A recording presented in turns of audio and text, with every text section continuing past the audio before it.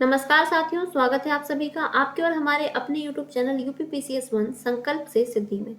दोस्तों, sectional test की series को आगे बढ़ाते हुए आज की इस वीडियो में हम डिस्कस करने जा रहे हैं हमारा अगला यानी कि तीसरा टॉपिक, जो कि है आपका अनेक शब्दों के लिए एक शब्द। इस टॉपिक का दोस्तों आज की इस वीडियो में हम डिस्कस करेंगे पहला पार्ट, और ये आपकी टेस्ट संख्या है 5वीं। और पहले की तरह इसमें प्रश्नों की कुल संख्या आपकी कितनी रहेगी? 60 ही रहेगी। और ये आपकी परीक्षा की दृष्टि से बहुत ही ज़्यादा इम्पॉर्टेंट आपके क्वेश्चन है, इसीलिए आप इन सभी क्वेश्चंस को अच्छे से तैयार जरूर कीजिएगा। जितने भी आपके लिए हर टॉपिक के पार्ट्स लाए जा रहे हैं, आप सभी को अच्छे से देख लें और उनको अच्छे से रिवाइज कर लें। तो चलिए दोस्तों, शुरू करते हैं हमारी आज की ये वीडियो। और दोस्तों, ये इन क्लासेस को लाने का उद्देश्य है वो मुख्य रूप से क्या है कि मैं आपको यहाँ पर हर क्वेश्चन को डिटेल से डिस्कस कर रही हूँ, क्योंकि आप देख पा रहे हैं कि यहाँ पर जो क्वेश्चन दिया जाता है उसका जो आंसर है, उसके अलावा जो ऑप्शन से रिलेटेड आपके आंसर होते हैं, यानी कि उसमें आपकी उससे भी अगर रिलेटेड आपके क्वेश्चन आते हैं तो वो भी आपको यहाँ पर डिस्कस कराए जा रहे हैं। तो इसीलिए आप वीडियो को बिना स्किप किए पूरा ध्यान से जरूर देखें और उसको पूरा सुने। ठीक है, तो चलिए दोस्तों, शुरू करते हैं हमारी आज की क्लास। देखते हैं पहला क्वेश्चन हमसे क्या पूछा गया है। श्रवण चक्षुक शब्द के लिए एक वाक्य कौन सा होगा, है ना। यहाँ पर अनेक शब्द दिए जाते हैं और आपको एक शब्द में से बताना होता है, लेकिन यहाँ पर आपको एक शब्द दिया गया है, तो इसके लिए अनेक शब्द कौन से बनेंगे, यानी कि पूरा जो वाक्य बनेगा वो क्या बनेगा। आपका पहला ऑप्शन है जिसके नयन सुंदर हो, दूसरा है जो आंखों से सुनता हो, तीसरा है जिसका मुख सुंदर हो, और चौथा है जिसे पुराण उपनिषद का अच्छा ज्ञान हो। तो इस शब्द के लिए यानी कि श्रवण चक्षुक, श्रवण दोस्तों क्या है? सुनना, और चक्षुक यानी कि आंखों से। तो आपके लिए ऑप्शन बी जो है इस क्वेश्चन का करेक्ट हो जाएगा। जो आंखों से सुनता है उसको हम क्या कहते हैं? श्रवण चक्षुक कहते हैं। तो ये आपको ध्यान रखना है। इसके अलावा जो ऑप्शन दिए गए हैं आपको, जिसके नयन सुंदर हो, तो दोस्तों उसको हम कहते हैं सुलोचन। लोचन का अर्थ क्या होता है? आंख, है ना। नयन मतलब आंखें, तो जिसकी आंखें अच्छी हैं तो उसको क्या कहेंगे? सुलोचन कहेंगे। जिसका मुख सुंदर हो उसको दोस्तों कहते हैं सुमुख। क्या कहते हैं? सुमुख। मुख का मतलब क्या होता है? मुंह। और सु जो आपका उपसर्ग लगता है, इसका अर्थ क्या हो जाता है? अच्छा। ठीक है। इसके बाद जो आपका लास्ट विकल्प था, जिसे पुराण उपनिषद का अच्छा ज्ञान हो, उसे हम कहते हैं ज्ञानी। क्या कहते हैं दोस्तों? ज्ञानी कहते हैं। क्लियर है? चलिए आगे देखेंगे अगला क्वेश्चन। अगला क्वेश्चन हमसे पूछ रहा है, वह जिसका शोषण किया जाए उसके लिए उचित शब्द का हमें चयन करना है। आपका वाक्य दिया गया है, वह जिसका शोषण किया जाए उसे हम क्या कहेंगे? पहला ऑप्शन है शोषित, दूसरा है अंत्यज, तीसरा है आपका शोषक, और चौथा है आपका अनाक्रांत। तो यहाँ पर दोस्तों जो आपका विकल्प है वो ए, ये बिल्कुल आपका सही हो जाएगा। वह जिसका शोषण किया जाए उसे कहते हैं शोषित। इसके अलावा जो अन्य विकल्प है एक बार उनको भी देख लेते हैं जल्दी से। अंत्यज दोस्तों इसका अर्थ होता है जिसका जन्म निम्न जाति में हुआ है ना। दोस्तों जो आपके जो शब्द दिए जाएंगे उसका जो अर्थ है, यानी कि उसके लिए जो आपका वाक्य प्रयोग होता है उसको मैं यहाँ नहीं लिखूंगी, क्योंकि लिखने में काफ़ी टाइम जाता है और उससे आपकी क्लास जो है काफ़ी लंबी हो जाएगी। तो बस आप जो मैं आपको बता रही हूँ उनको बस ध्यान से सुन जरूर लीजिएगा। ठीक है। तो अंत्यज जो है दोस्तों इसका अर्थ क्या होता है? इसका अर्थ होता है जिसका जन्म निम्न जाति में हुआ हो। ठीक है, निचले कुल में हुआ हो तो उसको अंत्यज कहेंगे। शोषक इसका अर्थ होता है दोस्तों जो शोषण करता है। क्या करता है? जो शोषण करता है वो आपका शोषक होता है, और जिसका शोषण किया जाए वो व्यक्ति आपका शोषित कहलाता है, और जो करने वाला है वो आपका शोषक कहलाता है। ठीक है। इसके बाद अगला आपका विकल्प था अनाक्रांत। इसका अर्थ होता है जिस पर आक्रमण ना किया गया हो, और इसी का उल्टा आपसे पूछा जाता है जिस पर आक्रमण किया गया हो तो वो आपका हो जाएगा आक्रांत। क्लियर है? आगे देखेंगे अगला प्रश्न। अगला है आपका दीन दुखियों को भोजन देने की व्यवस्था। ये दोस्तों आपका वाक्य दिया गया है, इसके लिए हमें एक शब्द हमें बताना है। इस वाक्यांश के लिए आपके ऑप्शन है भंडारा, दातव्य, धर्मार्थ और सदावर्त। तो यहाँ पर आपका जो दोस्तों विकल्प डी है ये आपका बिल्कुल करेक्ट हो जाएगा। दीन दुखियों को भोजन देने की व्यवस्था कहलाती है सदावर्त। ठीक है। इसके अलावा अन्य जो 3 विकल्प दिए गए हैं तो दोस्तों उनको भी एक बार हम जल्दी से देख लेंगे। भंडारा क्या होता है? हिंदू धर्म में जो धार्मिक अवसरों पर आयोजित किया जाता है भंडारे का, तो ये आपको ध्यान रखना है। दातव्य क्या होता है? दान से जो चलने वाली संस्था या कोई भी चीज है या कोई भी जो भी संस्था है, अगर वो दान से चल रही है तो उसको दातव्य कहते हैं। इसके बाद धर्मार्थ दोस्तों क्या है? धार्मिक कार्य के लिए जो दान दिया जाता है उसको हम धर्मार्थ कहते हैं। ठीक है। और सदावर्त ये आपका क्या था? दीन दुखियों को भोजन देने की व्यवस्था सदावर्त कहलाती है। इसलिए आपका ऑप्शन नंबर जो डी है ये करेक्ट हो जाएगा। आगे देखेंगे अगला प्रश्न। अगला प्रश्न हमसे पूछ रहा है, जहां सेना रहती हो वाक्य के लिए उपयुक्त शब्द क्या है? तो आपको बताना है। आपके ऑप्शन है अंतःपुर, दूसरा है अंतेवासी, तीसरा है सैन्यावास और चौथा है शयनागार। तो दोस्तों ये तो बहुत ही आसान आपके लिए हो जाएगा, क्योंकि सेना की बात हो रही है और रहने के लिए आवास तो सैन्यावास। तो आपका ऑप्शन जो सी है वो बिल्कुल करेक्ट हो जाएगा। इसके अलावा अन्य विकल्प की बात करें तो दोस्तों अंतःपुर किसको कहते हैं? अंतःपुर होता है घर के भीतर का वो भाग जहाँ पर स्त्रियां निवास करती हैं, स्त्रियां रहती हैं, और ये पुराने समय में महलों के अंदर बनाए जाते थे, उनको रनिवास भी कहा जाता था। अंतेवासी होता है दोस्तों गुरु के समीप रहने वाला, अंतेवासी कहलाता है। ठीक है, गुरु के समीप, या आज के समय में हॉस्टल में जो छात्र रहते हैं उनको अंतेवासी कहते हैं, है ना। हॉस्टल या गुरुकुल या छात्रावास में रहने वाले छात्रों को अंतेवासी कहा जाएगा। इसके बाद शयनागार। शयनागार दोस्तों क्या किसको कहते हैं? जो सोने का स्थान है, जहाँ पर जो सोया जाता है उसको हम क्या कहते हैं? शयनागार कहते हैं। और जहाँ सेना रहती है वो आपका क्या हो जाएगा? सैन्यावास हो जाएगा। क्लियर है? चलिए आगे देखेंगे अगला प्रश्न। अगला प्रश्न आपसे पूछ रहा है हवन में जलाने वाली लकड़ी के लिए शुद्ध शब्द इसमें कौन सा है? इसका हमें बताना है। ठीक है, यहाँ शुद्ध शब्द नहीं बल्कि दोस्तों शुद्ध शब्द कह लें या फिर वाक्यांश के लिए एक शब्द भी इसको बोल सकते हैं। हवन में जलाने वाली लकड़ी को एक शब्द में हम क्या कहेंगे? तो दोस्तों यहाँ पर आपके 4 ऑप्शन है, हवन सामग्री, वन काष्ठ, समिधा और शुष्क काष्ठ। तो दोस्तों यहाँ पर आपका ऑप्शन नंबर जो सी है, हवन में जो लकड़ी प्रयोग होती है उसको समिधा कहते हैं। हवन सामग्री जिसके द्वारा हवन पूर्ण किया जाता है, ठीक है, जिससे हम आहुति देते हैं हवन में, तो वो आपकी हवन सामग्री होती है। वन काष्ठ दोस्तों इसका मतलब होता है वन की लकड़ी। काष्ठ जो शब्द है इसका अर्थ क्या होता है? लकड़ी। तो वन काष्ठ यानी कि वन की लकड़ी, और शुष्क काष्ठ यानी कि सूखी लकड़ी। ठीक है, शुष्क यानी कि क्या होता है? सूखा, और काष्ठ मतलब क्या होता है? लकड़ी। तो ये आपको ध्यान रखना है, हवन में जलाने वाली लकड़ी को क्या कहते हैं? समिधा कहते हैं। बहुत ही ज्यादा इंपॉर्टेंट क्वेश्चन है ये। अगला है जो बाएं हाथ से सदा हुआ है उसके लिए एक शब्द क्या रहेगा? आपके ऑप्शन है सव्यसाची, दूसरा दिया गया है आपका वामपंथी, तीसरा है वज्रपाणी और चौथा है वीणापाणी। तो दोस्तों यहाँ पर आपका ऑप्शन नंबर जो ए है वो बिल्कुल आपका करेक्ट हो जाएगा, सव्यसाची। ठीक है, बाएं हाथ से सदा हुआ, बाएं हाथ से। ठीक है, और दोस्तों अगला आपका विकल्प था वामपंथी। तो इसका मतलब क्या होता है? जो बाएं रास्ते पर चले उसको हम वामपंथी कहते हैं। वामपंथी यानी कि उल्टे रास्ते पर जाने वाला। वज्रपाणी दोस्तों यहाँ पर जो पाणी शब्द आया है इसका अर्थ होता है हाथ। क्या होता है? हाथ यानी कि हैंड, है ना। तो हाथ में वज्र धारण करने वाले जो है वो क्या कहलाते हैं? वज्रपाणी। और वीणापाणी जिनके हाथ में वीणा है, या जिसने वीणा धारण की है, जिसके हाथ में वीणा है उसको हम वीणापाणी कहेंगे। क्लियर है दोस्तों? चलिए आगे देखेंगे अगला प्रश्न। जिसकी ग्रीवा सुंदर हो। दोस्तों ग्रीवा का मतलब होता है गर्दन। क्या होता है? गर्दन। तो जिसकी गर्दन सुंदर हो उसके लिए उपयुक्त शब्द क्या होगा? आपके 4 ऑप्शन है, सुलोचन, सुग्रीव, सुनयन और सुषुप्सा। तो आप यहाँ देख पा रहे हैं ग्रीवा किस में आया है? सुग्रीव में, यानी कि जिसकी गर्दन सुंदर है उसको हम क्या कहते हैं? सुग्रीव कहते हैं। ठीक है, तो आपके लिए ऑप्शन नंबर बी जो है वो बिल्कुल करेक्ट हो जाएगा। सुलोचन दोस्तों हम डिस्कस कर चुके हैं, इसका मतलब क्या होता है? जिसकी आंखें सुंदर हो। और सुनयन ये दोनों ही एक दूसरे के पर्यायवाची हैं। नयन का मतलब क्या होता है? आंखें होता है। और सुषुप्सा जो है दोस्तों इसका मतलब क्या होता है? सोने की इच्छा। ठीक है, सोने की इच्छा को क्या कहते हैं? सुषुप्सा कहते हैं। जैसे आपने अलग अलग प्रकार की इच्छाओं के लिए वाक्यांश के लिए एक शब्द पढ़े होंगे, जैसे जीने की इच्छा, जिजीविषा, भूख की इच्छा, है ना, बुभुक्षा, इस प्रकार से जो शब्द आते हैं तो वो आपके इच्छा से संबंधित होते हैं। तो ये आपको ध्यान रखना है, सुषुप्सा यानी कि सोने की इच्छा। नेक्स्ट देखेंगे, समस्त पृथ्वी से संबंध रखने वाला क्या कहलाता है? पहला विकल्प है आपका सार्वभौमिक, दूसरा है सार्वकालिक, तीसरा है सार्वदेशिक और चौथा है आपका सर्वज्ञ। तो समस्त पृथ्वी यानी कि पूरी पृथ्वी से जिसका संबंध है उसको हम सार्वभौमिक कहते हैं। ठीक है, तो ये आपको ध्यान रखना है, सार्वभौमिक। इसके अलावा सार्वकालिक की बात करें तो जो सभी कालों में होता है यानी कि हर समय हो उसको सार्वकालिक कहेंगे। सार्वदेशिक जो आपका सभी देशों में होता है वो आपका सार्वदेशिक हो जाएगा। और सर्वज्ञ जो सब कुछ जानता है वो आपका सर्वज्ञ हो जाएगा। क्लियर है दोस्तों? आगे बढ़ेंगे।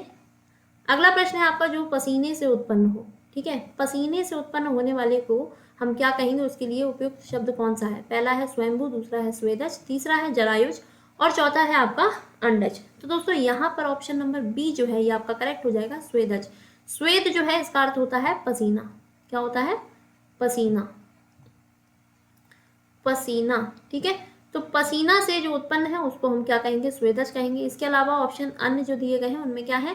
स्वयंभू यानी कि जो स्वयं प्रकट हुए हैं। जरायुज, जरायुज जीव दोस्तों वो जीव होते हैं जो सीधे शिशु को जन्म देते हैं। किसको देते हैं? शिशु को जन्म देते हैं, तो वो जरायुज, जिसमें आपके सामान्यतः देखें तो मनुष्य, इसके अलावा गाय, तो ये सब आपके जरायुज में आ जाएंगे, जरायुज जीवों में। ठीक है, इसके अलावा आपका अगला ऑप्शन था अंडज, यानी कि जो अंडे से जन्म लेता है तो उसको हम अंडज कहते हैं। तो ये आपको यहाँ पर पसीने से उत्पन्न होने वाला पूछा गया था, इसलिए आपका विकल्प बी इसमें सही हो जाएगा। अगला देखेंगे प्रश्न, जो स्त्री के वशीभूत है, इसके लिए एक शब्द कौन सा होगा। तो दोस्तों आपके यहाँ पर 4 ऑप्शन दिए गए हैं, स्त्री प्रेमी, दूसरा है स्त्रीयोचित, तीसरा है आपका स्त्रैण और चौथा है आपका त्रियावशी। तो इसके लिए जो स्त्री के वशीभूत है, यानी कि जो क्या है, स्त्री के वशीभूत है, यानी कि उसके कहे अनुसार सारे काम करे, तो उसके लिए आपका एक शब्द प्रयोग होता है स्त्रैण। क्या हो जाएगा दोस्तों, स्त्रैण हो जाएगा। ठीक है, आगे देखेंगे अगला प्रश्न, पश्चिम और उत्तर दिशाओं के मध्यस्थ कोण। ठीक है, जैसे आपको पता है ये आपकी डायरेक्शन होती है, जिसमें आपका यहाँ होता है नॉर्थ, इधर आपका साउथ, यहाँ आपका वेस्ट हो जाएगा और इस तरफ आपका ईस्ट हो जाएगा, है ना, यानी कि उत्तर, दक्षिण, पूरब, पश्चिम। तो यहाँ पर हम बात कर रहे हैं पश्चिम और उत्तर दिशाओं की। पश्चिम और उत्तर दिशा यानी कि ये वाला जो आपका, ये वाली जो डायरेक्शन है, इस कोण को हम किस नाम से जानते हैं। आपको यहाँ पर 4 ऑप्शन दिए गए हैं, ईशान, दूसरा है आपका वायव्य, तीसरा है आपका नैऋत्य और चौथा है आपका आग्नेय। तो इस क्वेश्चन के लिए दोस्तों आपका विकल्प जो बी है ये बिल्कुल सही हो जाएगा, वायव्य कोण। ठीक है, इसके अलावा अन्य यदि विकल्पों की बात करें तो दोस्तों ईशान कोण जो होता है ये आपका होता है पूरब और उत्तर, यानी कि इस तरफ। ठीक है, यानी कि ये किसके बीच में हो जाएगा, उत्तर और पूर्व दिशा के बीच में। इसके बाद नैऋत्य कोण की बात करते हैं तो दोस्तों ये आपका पश्चिम और दक्षिण, यानी कि इस तरफ, ये वाला। ठीक है, तो इसको हम कह सकते हैं दक्षिण पश्चिम या पश्चिम दक्षिण। तो ये आपका नैऋत्य कोण होता है, इसके बीच में बनने वाला कोण क्या कहलाता है, नैऋत्य कोण कहलाता है। इसके अलावा जो आपका आग्नेय कोण है, तो आपकी एक जो दिशा बची है ये वाली, ठीक है, यानी कि दक्षिण पूरब। तो दक्षिण पूरब यानी कि साउथ ईस्ट, ये जो डायरेक्शन है इसके बीच में बनने वाले कोण को क्या कहते हैं, आग्नेय कोण कहते हैं। तो आपकी जो क्वेश्चन है, क्वेश्चन के अनुसार आपका वायव्य हो जाएगा। इसके अलावा अन्य जो 4 है, जो 3 बचे हुए थे उनको भी हमने डिस्कस कर लिया, ये आपको ध्यान रखना है, आपसे पेपर में कई बार पूछे जाते हैं। क्लियर है, आगे देखेंगे। अगला क्वेश्चन हमसे पूछा जा रहा है, जो व्याकरण अच्छी तरह जानता है उसके लिए एक शब्द क्या है। आपके ऑप्शन है व्याकरण, दूसरा है व्याकरणक, तीसरा है व्याकरणिक, चौथा है व्याकरणी। तो दोस्तों यहाँ पर इस क्वेश्चन का विकल्प नंबर पहला, व्याकरण, जो व्याकरण का अच्छा ज्ञाता है उसको हम क्या कहते हैं, व्याकरण कहते हैं। क्लियर है, आगे देखेंगे। अगला प्रश्न दोस्तों आपसे पूछ रहा है, जिस पुरुष की पत्नी साथ नहीं है, ठीक है, जिसकी पत्नी साथ में नहीं है उसके लिए एक शब्द कौन सा प्रयोग होगा।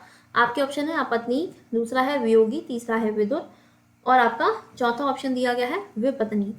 तो इस क्वेश्चन के लिए दोस्तों आपका ऑप्शन नंबर जो डी है ये करेक्ट हो जाएगा, विपत्नीक। ठीक है, विपत्नीक यानी कि जिस पुरुष की पत्नी साथ में नहीं उसको हम क्या कहते हैं, विपत्नीक कहते हैं। अन्य ऑप्शन की यदि बात करते हैं तो दोस्तों यहाँ पर अपत्नीक और वियोगी और विदुर। तो दोस्तों अपत्नीक और विदुर इनका अर्थ एक ही है। ठीक है, इसका मतलब क्या होता है, जिसकी पत्नी नहीं है, जिसकी पत्नी मर गई है उसको हम अपत्नीक या फिर विदुर कहेंगे। और इसके बाद जो वियोगी था, इसका अर्थ क्या है, जो अपनी पत्नी से बिछड़ गया है उसको हम क्या कहेंगे, वियोगी कहेंगे। जो पुरुष अपनी पत्नी से बिछड़ गया है उसको हम क्या कहते हैं, वियोगी कहते हैं। क्लियर है, आगे देखेंगे। जो नायिका अपने प्रेमी से मिलने स्वयं जाए, ठीक है, जो नायिका अपने प्रेमी से मिलने स्वयं जाए उस नायिका के लिए एक शब्द कौन सा प्रयोग होगा, दुहिता, अभिसारिका, प्रोषित पतिका और स्वयं गमना। तो दोस्तों यहाँ पर आपका विकल्प जो बी है यानी कि अभिसारिका, उसको हम कहते हैं जो नायिका अपने प्रेमी से स्वयं मिलने स्वयं जाए। इसके बाद दुहिता जो दोस्तों आपका अन्य विकल्प दिया गया था, इसका अर्थ होता है पुत्री।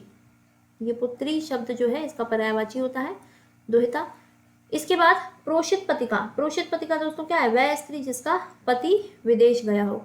ये आपको ध्यान रखना है। प्रोषित पतिका जो है इसका अर्थ क्या होता है, वह स्त्री, उस स्त्री को प्रोषित पतिका कहा जाता है जिसका पति कहाँ गया हो, विदेश गया हो। क्लियर है, आगे देखेंगे। अगला प्रश्न देखेंगे दोस्तों, वह कन्या जिसके साथ विवाह का वचन दिया गया है उसके लिए एक शब्द कौन सा प्रयोग होगा। ऑप्शन है आपके वाग्दत्ता, दूसरा है आपका वाग्वध, तीसरा है वागदान और चौथा है आपका वाग्विदग्ध। तो यहाँ पर दोस्तों आपके लिए विकल्प ए जो है वो बिल्कुल करेक्ट हो जाएगा, यानी कि वाग्दत्ता। ठीक है, जिस कन्या के साथ विवाह का वचन दिया गया है उसको हम क्या कहेंगे, वाग्दत्ता कहेंगे। नेक्स्ट देखेंगे, वीर पुत्र को जन्म देने वाली जो स्त्री है उसके लिए वाक्यांश के लिए एक शब्द क्या होगा, वीरांगना, पुत्रवती, वीर प्रशु या फिर वीर बहुरी। तो इसका विकल्प दोस्तों आपका ऑप्शन नंबर जो सी है वो बिल्कुल करेक्ट हो जाएगा, यानी कि वीर प्रशु। क्लियर है? आगे देखेंगे। अगला प्रश्न दोस्तों आपसे पूछ रहा है वे शब्द जो प्रकृति, प्रत्यय अथवा दूसरे शब्दों के योग से बने हों, उनको हम क्या कहते हैं? पहला आपका विकल्प दिया गया है योग ऋण, दूसरा है रूढ़, तीसरा है सरल और चौथा है आपका यौगिक। तो दोस्तों जो शब्द दूसरे शब्दों के योग से मिलकर बनते हैं, या हम दूसरे शब्दों में कहें दो सार्थक शब्दों से मिलकर जो नया शब्द बनता है उसको हम यौगिक शब्द कहते हैं। क्या कहते हैं? यौगिक शब्द कहते हैं। तो इसके लिए ऑप्शन नंबर डी जो है वो आपका करेक्ट हो जाएगा।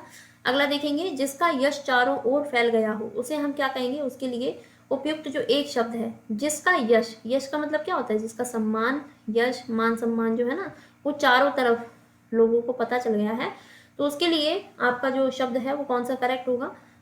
प्रतिष्ठित, पौरुषेय, यशस्वी या फिर महत्वाकांक्षी। तो यहाँ पर दोस्तों आपका विकल्प जो सी है ये आपका बिल्कुल करेक्ट हो जाएगा, यशस्वी। ठीक है, जिसका यश चारों ओर फैल गया है उसको हम क्या कहते हैं? यशस्वी कहते हैं।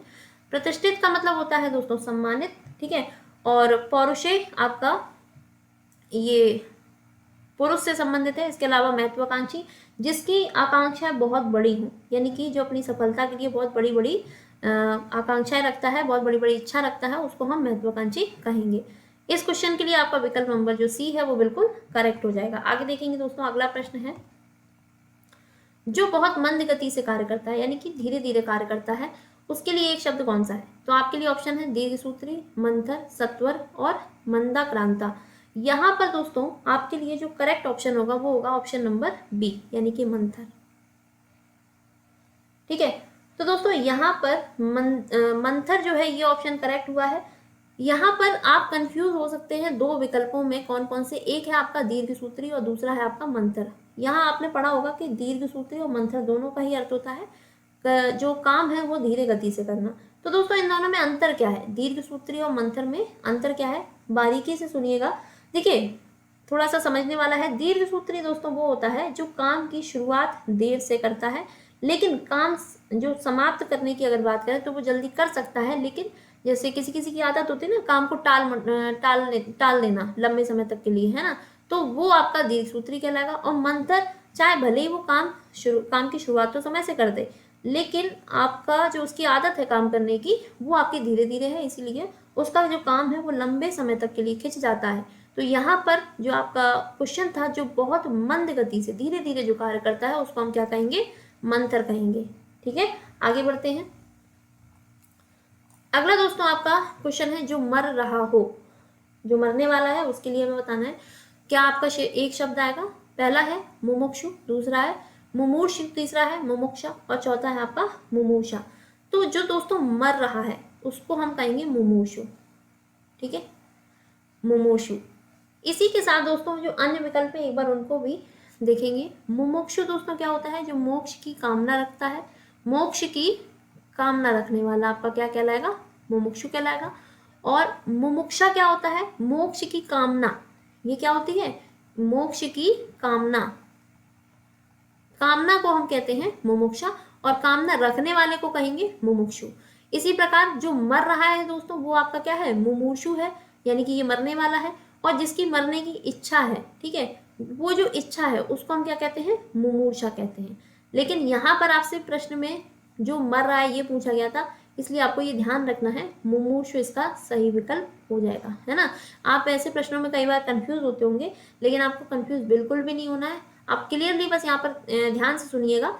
जो मर रहा है उसको हम कहेंगे मुमूर्षु और मरने की इच्छा कहलाती है मुमूषा।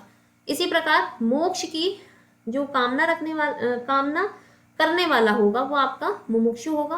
और मोक्ष की इच्छा क्या होती है? मोक्ष की कामना क्या होती है? मुमुक्षा होती है। क्लियर है दोस्तों? आगे देखेंगे अगला प्रश्न।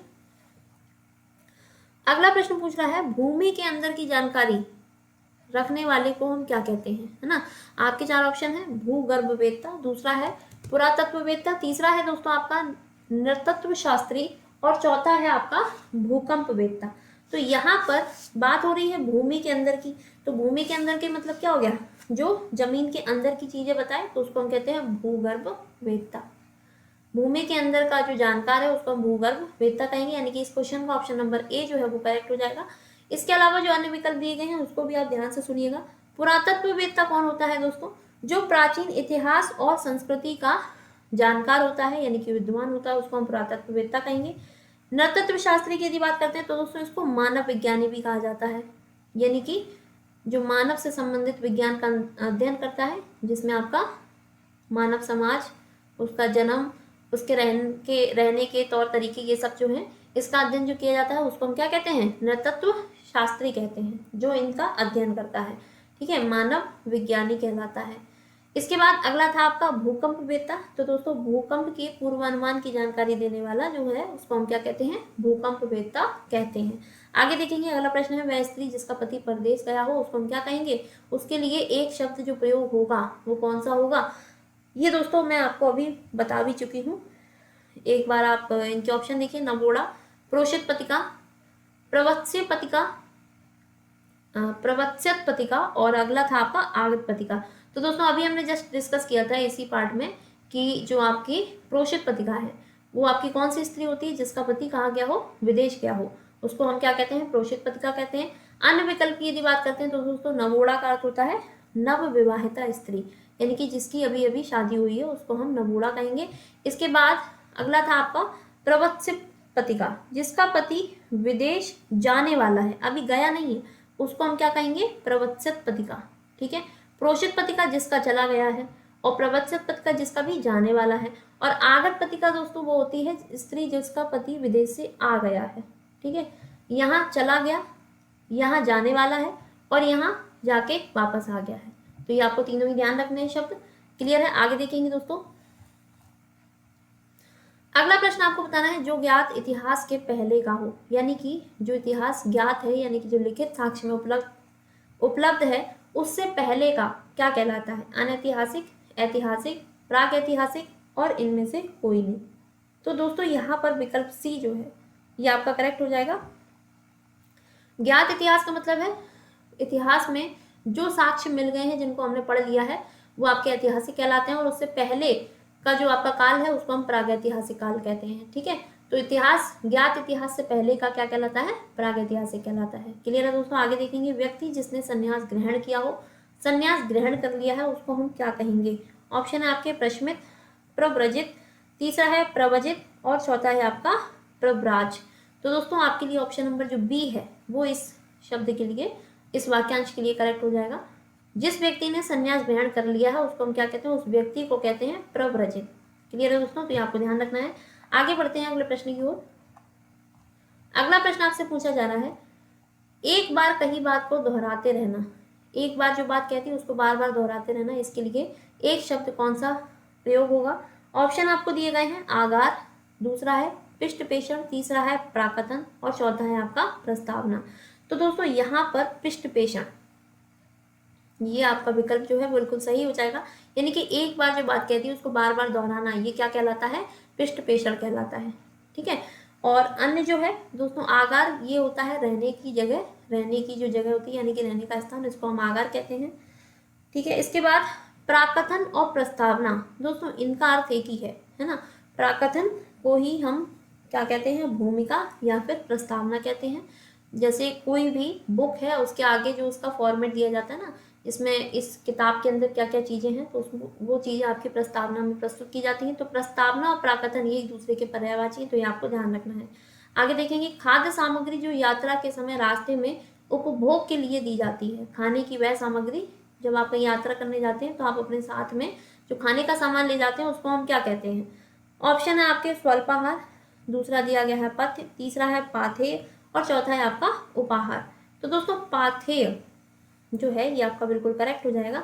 रास्ते में जो यात्रा के समय रास्ते में दी जाने वाली खाद्य सामग्री है इसको हम कहते हैं पाथेय। इसके अलावा जो अन्य विकल्प है उनकी यदि बात करें, स्वल्पाहार होता है जो बहुत कम खाता हो, कम खाने वाला स्वल्पाहारी होता है। स्वल्पाहार मतलब बहुत कम खाना। पथ्य का मतलब होता है जो रोगी जो व्यक्ति होते हैं ना, उनको दिया जाने वाला हल्का भोजन। रोगियों को कैसा भोजन दिया जाता है? तला भुना नहीं देते ना, उनको हल्का लाइट वेट वाला जो भोजन देते हैं, तो उस भोजन को क्या कहते हैं? पथ्य कहते हैं। इसके बाद आपका उपाहार जो दिया गया है ये दोस्तों क्या होता है? आहार से पहले का जो खाना है यानी कि नाश्ता, ठीक है, नाश्ते को क्या कहते हैं, उपाहार कहते हैं। तो ये सारे अर्थ आपको ध्यान रखने हैं। आगे देखेंगे, अगला आपसे प्रश्न पूछा गया है निशीथ। निशीथ जो है दोस्तों, इसके लिए उपयुक्त अर्थ क्या है? आपका ऑप्शन यहाँ पर 4 दिए गए हैं, अर्धरात्रि का समय, संध्या का समय, प्रातः का समय, या फिर इनमें से सभी। तो दोस्तों निशीथ जो शब्द है, इसके लिए जो शब्द प्रयोग होगा, वाक्य प्रयोग होगा, वो होगा अर्धरात्रि का समय, यानी कि आधी रात के समय को हम क्या कहते हैं, निशीथ कहते हैं। इसके अलावा जो अन्य विकल्प थे, संध्या का समय यानी कि सायकाल, और प्रातः का समय प्रातःकाल, ये आपका कहलाता है। क्लियर है? आगे देखेंगे दोस्तों अगला क्वेश्चन, जिसे किसी से लगाव ना हो, उसके लिए एक शब्द क्या कौन सा होगा? ऑप्शन है आपके नश्वर, दूसरा है आपका लिप्सु, तीसरा है आपका निर्लिप्त, और चौथा है आपका अलगाववादी। तो दोस्तों यहाँ पर निर्लिप्त यानी कि जिससे किसी से कोई भी लगाव नहीं है, कोई भी मतलब नहीं है, उसको हम क्या कहते हैं, निर्लिप्त कहते हैं। अन्य विकल्प की यदि बात करते हैं तो दोस्तों नश्वर, जो क्या है, नष्ट होने वाला। जैसे बात करें मनुष्य की, तो मनुष्य कैसा है, नश्वर है, क्योंकि एक ना एक दिन हर मनुष्य को क्या करना है, मिट्टी में मिल जाना है। कोई भी वस्तु है वो भी नश्वर है, हर वस्तु का एक समय आता है जब वो खत्म हो जाती है, नष्ट हो जाती है। तो नश्वर जो नष्ट हो जाए। लिप्सु दोस्तों होता है इच्छा। लिप्सु का शब्द क्या होता है, अर्थ क्या होता है, इच्छा। तो ये आपको ध्यान रखना है, लिप्सु जो शब्द है इसका अर्थ होता है इच्छा। अलगाववादी दोस्तों उस व्यक्ति को कहते हैं जो देश से अलग होकर एक अलग देश की मांग करता है, स्वतंत्र देश की मांग करता है अपने लिए, तो उसको हम क्या कहते हैं, अलगाववादी कहते हैं। क्लियर है? आगे देखेंगे, अगला प्रश्न देखिए दोस्तों, आपसे पूछ रहा है देवताओं का उपवन क्या कहलाता है। यहाँ पर आपको बताना है देवताओं का जो उपवन है उसके लिए वाक्यांशों के लिए एक शब्द कौन सा है। पहला ऑप्शन है नंदन कानन, दूसरा है आपका स्वर्ग, तीसरा है दोस्तों आपका अशोक वाटिका, और चौथा है आपका कोई नहीं। तो आपके लिए इस क्वेश्चन का जो विकल्प नंबर ए है, यानी कि विकल्प पहला जो है, ये दोस्तों करेक्ट हो जाएगा। देवताओं का उपवन कहलाता है नंदनकानन, ठीक है। और स्वर्ग जहाँ देवता रहते हैं, देवताओं का निवास स्थान स्वर्ग कहलाता है। और दोस्तों अशोक वाटिका, ये दोस्तों कौन सी है, ये आपने काफी ज्यादा सुनी भी होगी। जैसे कि आप पता है जो अशोक वाटिका है ये दोस्तों है कहाँ, ये आपकी श्रीलंका में है। कहाँ पर थी ये, श्रीलंका में थी। और जब रावण माता सीता का हरण करके ले गया था, तो हरण करने के पश्चात उसने श्रीलंका में अशोक वाटिका जगह पर ही, मतलब अशोक वाटिका नाम की जगह पर ही माता सीता को यहाँ पर रखा था, ठीक है। लेकिन यहाँ पर आपसे जो क्वेश्चन पूछा गया था देवताओं का उपवन, वो आपका क्या हो जाएगा, नंदनकानन। क्लियर है? आगे देखेंगे, रंगमंच के पर्दे के पीछे का स्थान क्या कहा जाता है। आपके ऑप्शन है पृष्ठभूमि, नेपथ्य, मंच पृष्ठ, या फिर गुहे मंच। तो दोस्तों यहाँ पर आपके लिए ऑप्शन नंबर जो बी है वो बिल्कुल करेक्ट हो जाएगा, नेपथ्य। जो भी रंगमंच होता है उसके पीछे का स्थान क्या कहलाता है, नेपथ्य कहलाता है। आगे बढ़ते हैं, अगला प्रश्न देखेंगे। अगला प्रश्न है दोस्तों, रात में विचरण करने वाले प्राणी को क्या कहते हैं। निशाचर, वनचर, तमचोर, या फिर निशाचर। तो यहाँ पर आपको पता होगा, ये बहुत ही आसान है। रात में विचरण करने वाला जो प्राणी है उसको हम क्या कहते हैं, निशाचर कहते हैं, ठीक है। आगे देखेंगे, झगड़ा लगाने वाला मनुष्य, इसको हम क्या कहेंगे, एक शब्द में अगर हमें इसे व्यक्त करना हो तो इसको हम क्या कह सकते हैं। आपके ऑप्शन है जयचंद, दूसरा है शकुनी, तीसरा है नारद, और चौथा देखिए दोस्तों क्या दिया गया है, विभीषण। बात हो रही है झगड़ा लगाने की। तो दोस्तों आपने सुना होगा जो धार्मिक कहानियां आती हैं उसमें जो नारद मुनि जी हैं, ये क्या करते रहते हैं, ये सब जगह झगड़ा करवाते रहते थे, है ना। तो इसीलिए जो झगड़ा कराने वाला मनुष्य है उसको नारद की उपाधि दी जाती है ना। क्या कहते हैं कि भैया ये तो नारद मुनि का काम कर रहे हैं। तो ये आपको ध्यान रखना है, झगड़ा कराने वाला मनुष्य या झगड़ा लगाने वाला मनुष्य कौन होता है, नारद की उपाधि उसको दी जाती है। जयचंद जो दोस्तों दिया गया है, ये आपकी गद्दारी के लिए इस शब्द का प्रयोग किया जाता है, क्योंकि जयचंद ने क्या की थी, गद्दारी की थी पृथ्वीराज चौहान के साथ, है ना। और शकुनी मामा जो थे, ये किस में आगे थे, ये षड्यंत्र रचने में आगे रहते थे। तो षड्यंत्र रचने वाले को शकुनी मामा की उपाधि दी जाती है। और विभीषण के लिए दोस्तों आपने एक कहावत भी सुनी होगी, घर का वेदी लंका डाय, है ना। तो भेद व्यक्त करने वाला, अपने ही घर की चीजों को व्यक्त करने वाला जो है उसको विभीषण की उपाधि दी जाती है। आपके लिए ऑप्शन नंबर जो सी है वो इस क्वेश्चन का करेक्ट था, ये आपको ध्यान रखना है। आगे बढ़ते हैं दोस्तों, अगला प्रश्न देखेंगे। अभी अभी जन्म लेने वाला क्या कहलाएगा? इसके लिए एक शब्द बताना है, जन्मा, नवजात, जन्मजात या फिर अजन्मा। तो दोस्तों नवजात, नवजात मतलब नया, और जिसका जन्म हुआ है अभी अभी, तो वो आपका क्या हो जाता है? नवजात, नवजात शिशु कहते हैं ना। तो और दोस्तों अन्य विकल्प की यदि बात करें तो इनमें अर्थ है जन्मा, जिसका जन्म हो चुका है, जन्मजात, जन्म से ही, ठीक है, और अजन्मा, जिसका जन्म नहीं हुआ है। तो ये आपके अन्य विकल्पों का अर्थ हो जाएगा। आगे बढ़ते हैं दोस्तों अगले प्रश्न की ओर। अगला प्रश्न हमसे पूछा गया जिसके हृदय में दया नहीं है। अब जिसके पास दया नहीं है उसके लिए हम कौन सा शब्द प्रयोग करेंगे भाई, है ना? आपके लिए ऑप्शन है हृदया, दूसरा है निदया, तीसरा है निदय और चौथा है निर्दय। तो दोस्तों ये बहुत ही आसान क्वेश्चन है। इसका आंसर यदि आपको पता है तो आप मुझे इसका कमेंट करके जरूर बताएं, है ना? बहुत आसान है, आपने कई बार पढ़ा भी होगा और आप अपनी आम बोलचाल में इसका प्रयोग भी करते हैं, ठीक है? तो इसका आपको आंसर मुझे बताना है। क्वेश्चन नंबर 34 है। आप सिर्फ क्वेश्चन नंबर डालकर भी आंसर बता सकते हैं कमेंट सेक्शन में। अगर आपको मालूम है तो बिल्कुल भी लिखना मत भूलना, जरूर याद से आपको आंसर इसका देना है। आगे बढ़ते हैं दोस्तों। अगला प्रश्न हमसे पूछा गया है जो नया आया हो, जो कैसा आया है? नया। नया नया जब कोई चीज आती है तो उसके लिए कौन सा एक शब्द है जिसको हम प्रयोग करेंगे? ऑप्शन देख लेते हैं, आपके दिए गए हैं यहाँ पर। नए, नवागंतुक, नया या फिर नवीन। तो दोस्तों यहाँ पर नया आने की बात हो रही है तो ऑप्शन नंबर बी जो है, आगंतुक मतलब आया हुआ और नव मतलब नया, तो जो नया आया हुआ है उसके लिए जो शब्द है एक, वो कौन सा प्रयोग होगा? नवागंतुक। क्लियर है? आगे बढ़ते हैं। अगला प्रश्न है जहां आबादी ना हो, यानी कि जहां कोई रहता ही नहीं है, उस जगह के लिए एक शब्द कौन सा होगा? निर्जन, ऊसर, रेगिस्तान या फिर उपत्यका। तो दोस्तों इसका ऑप्शन नंबर ए जो है ये बिल्कुल करेक्ट हो जाएगा, निर्जन। देखो जन मतलब क्या होता है? लोग, है ना, यानी कि आबादी, और निर जहां आबादी नहीं है उसको हम क्या कहेंगे? निर्जन कहेंगे। ऊसर दोस्तों ये आपकी कैसी भूमि होती है? बंजर भूमि के लिए प्रयोग करते हैं। रेगिस्तान मरुस्थल यानी कि जहां पर बहुत ज्यादा बालू ही बालू होती है। और उपत्यका दोस्तों कहा जाता है पर्वत के पास की भूमि को, ठीक है, पर्वत के पास की भूमि को कहा जाता है उपत्यका। आगे बढ़ेंगे, अगला प्रश्न देखेंगे। अगला प्रश्न देखिए दोस्तों क्या पूछा गया है, जिसका दमन करना कठिन हो, तो उसको हम क्या कहेंगे? उसके लिए एक शब्द कौन सा प्रयोग किया जाएगा? ऑप्शन है दुर्दमनीय, दूसरा है दुर्बोध, तीसरा है अच्युत और चौथा है दुर्गेय। तो दोस्तों इसके लिए ऑप्शन नंबर ए जो है वो आपका बिल्कुल सही हो जाएगा। जिसका दमन करना कठिन हो उसको हम क्या कहते हैं? दुर्दमनीय। यानी कि दुर मतलब मुश्किल है, दमन करना, ठीक है, दमनीय यानी कि जिसका दमन करना कैसा है? दुर यानी कि कठिन है।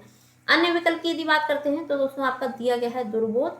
दुर्बोध जिसका अर्थ होता है जिसे सरलता से जाना ना जा सके, यानी कि जिसे आसानी से नहीं जाना जा सकता उसको दुर्बोध। बोध का मतलब क्या होता है? जानना। तो दुर्बोध यानी कि जिसे जानना कठिन हो। अच्युत इसका दोस्तों होता है जिसका नाश ना हो, ठीक है, जिसका नाश ना हो यानी कि जो कभी नष्ट ना हो। क्लियर है? आगे देखेंगे। दुर्गेय, दुर्गेय दोस्तों इसका मतलब क्या होता है? जिस पर विजय पाना कठिन हो। दुर्जय, ये दुर्गेय नहीं है, ये दुर्जय है, ठीक है। दुर्जय, जय मतलब होता है जीत, तो जिस पर जीत पाना कठिन हो यानी कि बहुत ज्यादा मुश्किल है। और दुर का मतलब मैंने आपको बताया क्या होता है? कठिन होता है। आगे देखेंगे अगला क्वेश्चन।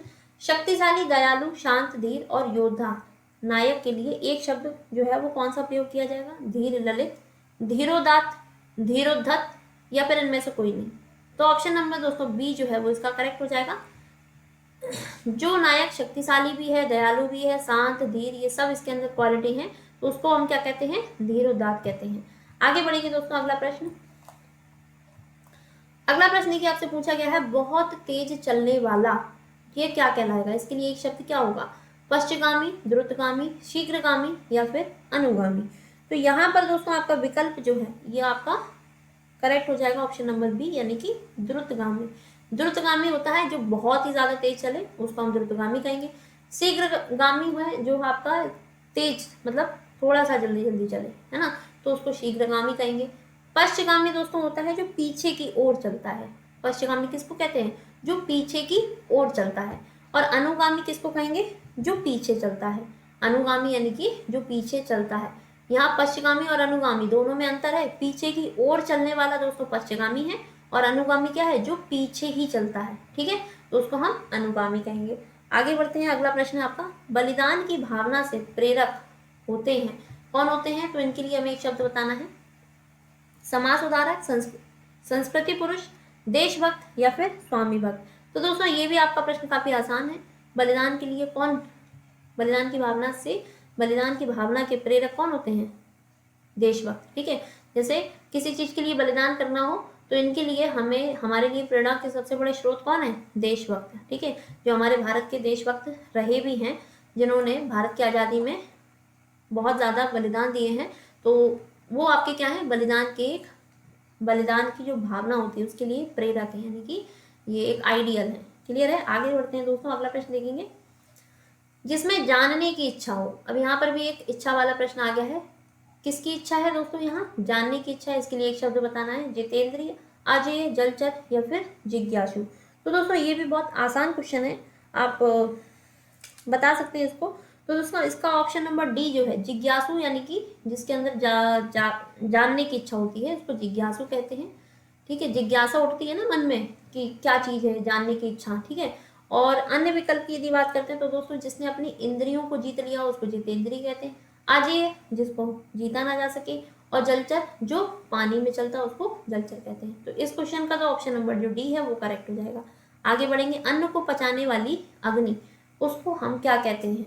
यानी कि जो खाना होता है ना, मानव शरीर में खाना जब पहुंचता है तो उसको पचाने के लिए जो अग्नि शरीर में जो यूज होती है उसको हम क्या कहते हैं?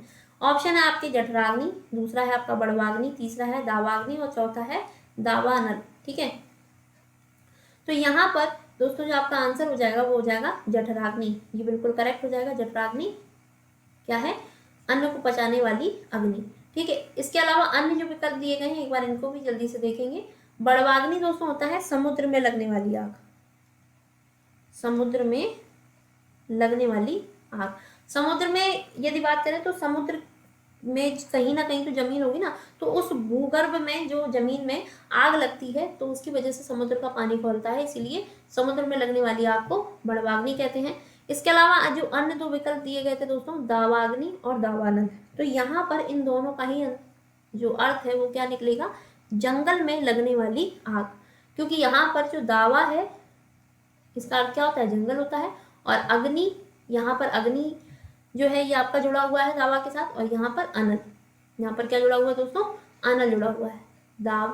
ठीक है, अनल ये किसका पर्यायवाची होता है? आपका आग का ही पर्यायवाची होता है। तो ये आपको ध्यान रखना है, दावाग्नि और दावानल इन दोनों का ही अर्थ क्या है? जंगल में लगने वाली आग। क्लियर है दोस्तों? आगे देखेंगे अगला प्रश्न। अगला प्रश्न हमसे पूछ रहा है, किसी छोटे से छोटे काम में त्रुटि ढूंढना। जरा जरा से कामों में भी जो त्रुटि ढूंढी जाती है उस त्रुटि को क्या कहते हैं? तो आपके ऑप्शन है आलोचक, छिद्रान्वेषी, ईर्ष्यालु और अज्ञानी। तो इस क्वेश्चन के लिए ऑप्शन बी जो है दोस्तों वो आपका बिल्कुल करेक्ट हो जाएगा, छिद्रान्वेषी। यानी कि जो छोटे छोटे कामों में भी क्या करते हैं? गलतियां ढूंढते हैं, उसको छिद्रान्वेषी कहेंगे। आलोचक जो आलोचना करे, ईर्ष्यालु जिसके अंदर ईर्ष्या की भावना हो, और अज्ञानी जिसको कोई ज्ञान नहीं है उसको अज्ञानी कहते हैं। क्लियर है दोस्तों? आगे बढ़ेंगे।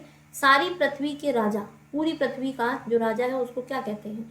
उसके लिए कौन सी उपाधि का प्रयोग किया जाता है? चक्रवर्ती, चौधरी, चक्रवात या फिर चक्रा। तो दोस्तों इस क्वेश्चन का ऑप्शन नंबर जो ए है ये आपका करेक्ट हो जाएगा, यानी कि उस राजा को कहा जाता है चक्रवर्ती राजा। ठीक है, जैसे ये उपाधि दोस्तों सम्राट अशोक को दी गई थी, चक्रवर्ती सम्राट अशोक, है ना। तो ये आपको ध्यान रखना है। आगे देखेंगे। मदिरा पीने का प्याला, इसके लिए एक शब्द क्या है? आपके ऑप्शन है चषक या फिर चषक। तो दोस्तों जो मदिरा पीने वाला जो प्याला है उसको कहा जाता है चषक। क्लियर है? आगे देखेंगे। गतानुगतिक, इस शब्द का सही अर्थ क्या निकलेगा? आपके चार ऑप्शन है। प्राचीन आदर्श के अनुसार चलने वाला, पीछे चलने वाला, अनुसरण करने वाला या फिर गति को नहीं मानने वाला।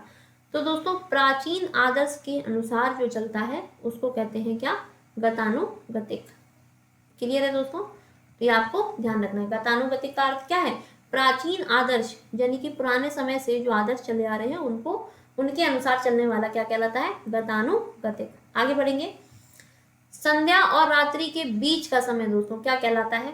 तो आपको ध्यान रखना है, संध्या यानी कि शाम और रात जब होने वाली है उसके बीच में जो टाइम होता है उसको क्या कहते हैं? आपके ऑप्शन है सायकाल, दूसरा है सूर्यास्त, तीसरा है निशा और चौथा है गोधूली। तो दोस्तों गोधूली ही आपका ये करेक्ट आंसर हो जाएगा। शाम और रात के बीच का जो टाइम है उसको गोधूली कहा जाता है।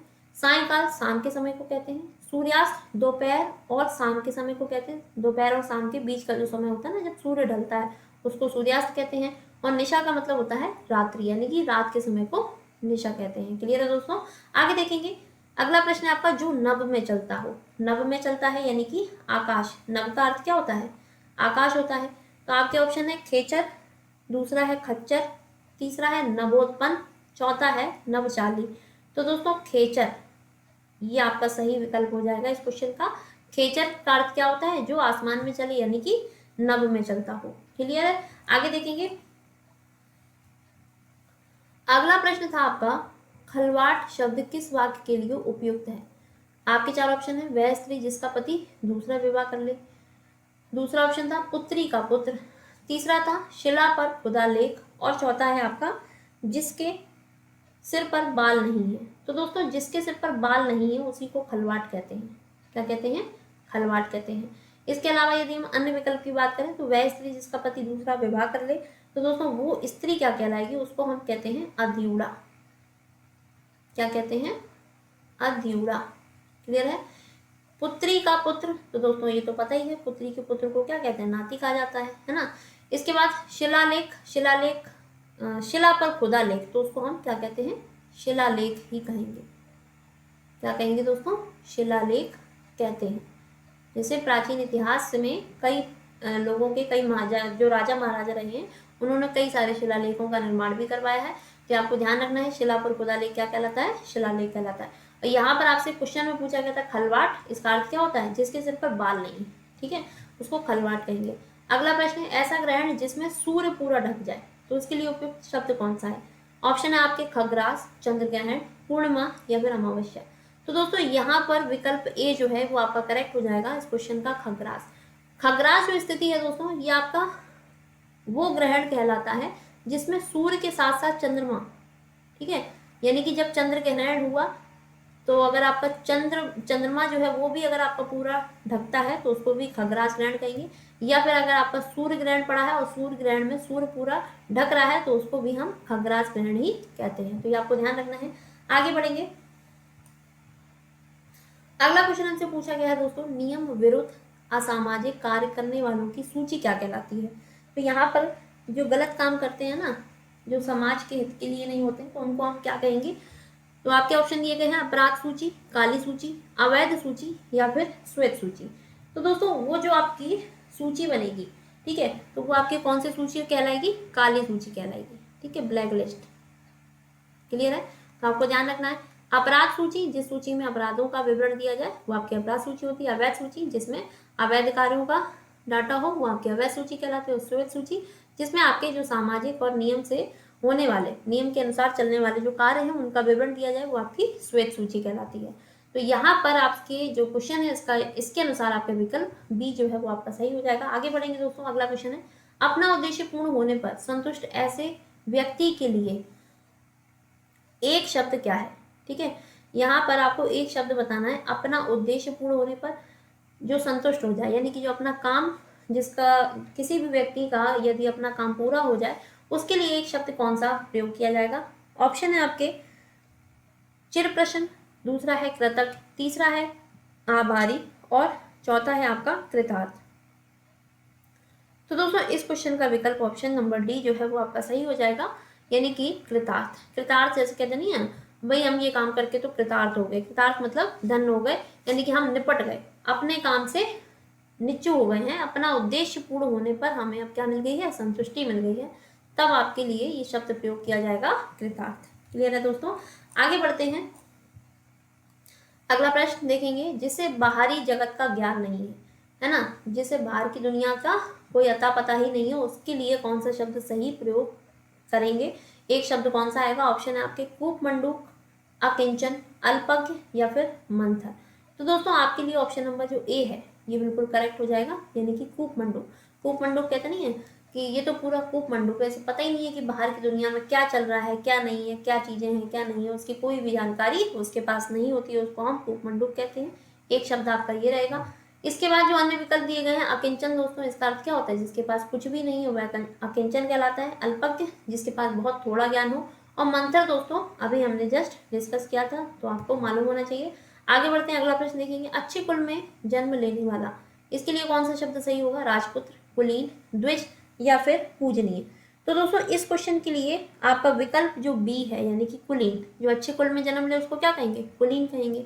ठीक है, अच्छे कुल में जन्म लेने वाला कुलीन, राजपुत्र यानी कि राजा का पुत्र, द्विज, द्विज दोस्तों उसको कहते हैं जिसने 2 बार जन्म लिया है। ठीक है, जिसने 2 बार जन्म लिया है। और ये जो द्विज शब्द है दोस्तों, ये ब्राह्मणों के लिए प्रयोग किया जाता है। कहते हैं ब्राह्मण जो है उसका जन्म 2 बार होता है। कैसे? एक तो गर्भ से, यानी कि गर्भ से होने के बाद, उसके बाद जो ब्राह्मण होते हैं वो अपना ज्ञान जब धारण कर लेते हैं तो दूसरी बार भी उनका जन्म माना जाता है। इसलिए द्विज जो है ये किसको संज्ञा दी गई है? ब्राह्मणों को। इसके बाद दोस्तों पूजनीय, जो पूजा के योग्य है उसको पूजनीय कहा जाता है। ठीक है, और इस क्वेश्चन का विकल्प जो बी है वो आपका करेक्ट है। आगे बढ़ते हैं,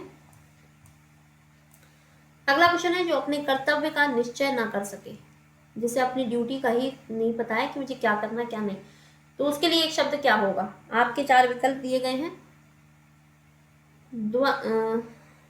द्वंद्वग्रस्त, द्वंद्वग्रस्त, दूसरा है आपका भ्रमित, तीसरा है आपका किंग कर्तव्य विमूढ़, और चौथा है आपका द्वैविविधाग्रस्त। ठीक है, द्वैविविधाग्रस्त। तो दोस्तों इस क्वेश्चन के लिए जिसे अपने कर्तव्य का ही निश्चय नहीं है, उसे नहीं पता है, तो उसको हम कहते हैं किंग कर्तव्य विमूढ़। क्या कहेंगे? किंग कर्तव्य विमूढ़। क्लियर है? आगे बढ़ेंगे, अगला प्रश्न देखेंगे। जिसका जन्म कन्या के गर्भ से हुआ हो। ठीक है, यानी कि अविवाहित जो लड़की है उसके गर्भ से यदि किसी का जन्म होता है तो उसको हम क्या कहते हैं? कुमारी सुत, कन्या पुत्र, अवैध पुत्र या फिर कानीन। तो दोस्तों इसके लिए जो आपका शब्द प्रयोग होगा वो होगा आपका कानीन। क्लियर है? तो आपको ध्यान रखना है, कानीन का अर्थ क्या होता है? कानीन उसको कहा जाता है जिसका जन्म किससे होता है? कन्या के गर्भ से। ठीक है, आगे देखेंगे, अगला प्रश्न है दोस्तों। अपनी विवाहित स्त्री से उत्पन्न पुत्र, यानी कि अपनी विवाहित स्त्री से, यानी कि जिसकी पत्नी से ही उसका खुद का पुत्र जो है, वो पुत्र उसके लिए क्या कहलाएगा? इसके लिए एक शब्द क्या होगा? आपके ऑप्शन दिए गए हैं, जरायुज, जारज, औरस या फिर दत्तक। तो दोस्तों इसका विकल्प जो है वो तो सी सही रहेगा आपका, औरस। ठीक है, यानी कि खुद की संतान जो है उसको हम औरस कहते हैं। जरायुज ये हम डिस्कस कर चुके हैं।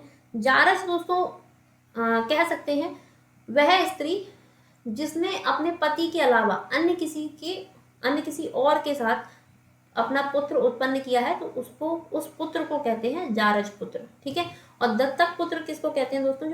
जो गोद लिया गया है, जो कैसा है? गोद लिया गया है, उसको हम दत्तक पुत्र कहते हैं। आगे बढ़ेंगे, अगला प्रश्न है। जिस पर उपकार किया गया है, तो उसके लिए एक शब्द क्या रहेगा? ऑप्शन है आपके उर्वरा, दूसरा है कृतज्ञ, तीसरा है उपकृत और चौथा है कृतार्थ। तो दोस्तों यहाँ पर ऑप्शन नंबर जो आपका सी है, यानी कि उपकृत, जिस पर उपकार किया गया है, तो उसको हम क्या कहते हैं? उपकृत कहते हैं। क्लियर है? तो ये आपका करेक्ट हो जाएगा। अन्य विकल्प में देखें तो उर्वरा दोस्तों कैसी होती है? उपजाऊ भूमि के लिए हम उर्वरा भूमि कह सकते हैं। और कृतज्ञ कौन होता है? जो एहसान माने, एहसान मानने वाला क्या कहलाता है? कृतज्ञ कहलाता है। ठीक है, और दोस्तों जो आपका लास्ट विकल्प था कृतार्थ, इसको हम जस्ट अभी डिस्कस कर चुके हैं पिछले क्वेश्चन में। जो पिछले क्वेश्चन हमने कराए हैं उनमें डिस्कस किया था कृतार्थ का अर्थ क्या होता है। अगला देखेंगे दोस्तों, ये हमारे लास्ट के 2 प्रश्न हमारे बचे हुए हैं इस वीडियो पे, जल्दी से देख लेते हैं इनको। जो धरती फोड़कर जन्मता हो, यानी कि जिसका जन्म धरती फोड़ कर हुआ, उसको क्या कहेंगे? ठीक है, तो आपके ऑप्शन दिए गए हैं, द्विज, उद्भिज, स्वयंभू या फिर भूधर। तो दोस्तों यहाँ पर उद्भिज जो है ये आपका करेक्ट हो जाएगा। ठीक है, उद्भिज किसको कहते हैं? जिसका जन्म धरती को फोड़ कर हुआ हो, उसको हम उद्भिज कहते हैं। लास्ट क्वेश्चन है दोस्तों आज का हमारा, पर्वत की तलहटी, इस वाक्यांश के लिए एक शब्द क्या होगा? तो दोस्तों ये मैंने अभी आपको बताया था, पर्वत के पास की भूमि या पर्वत की तलहटी, यदि इस प्रकार से आपको दिया जाए तो इसके लिए आपका आंसर जो है वो आपका हो जाएगा उपत्यका। क्या हो जाएगा? उपत्यका। क्लियर है? तो ये आपसे पेपर में कई बार पूछा भी गया है, तो आपको ध्यान रखना है। तो दोस्तों ये थे हमारे आज की क्लास के, आज की वीडियो के टॉप 60 क्वेश्चन, जो कि अनेक शब्दों के एक शब्द जो हमारा टॉपिक था उसके ये सभी प्रश्न थे। आशा करती हूँ कि आपको ये सभी प्रश्न अच्छे से समझ में आए होंगे, और अगर आपको ये वीडियो पसंद आया हो तो इसे ज़्यादा से ज़्यादा लाइक और लोगों तक, कई लोगों तक इसको शेयर जरूर करें। और अगर आपने अभी तक हमारे चैनल को सब्सक्राइब नहीं किया है तो चैनल को सब्सक्राइब जरूर कर लेना। और आपको आने वाले समय में ऐसी ही बहुत सारी महत्वपूर्ण क्लासेस, जो इम्पोर्टेंट क्लासेस हैं, वो हमारे चैनल पर आपको कंटिन्यू मिलती रहेंगी। तो मिलते हैं दोस्तों आपसे अगली क्लास में। तब तक के लिए नमस्कार, जय हिंद, धन्यवाद।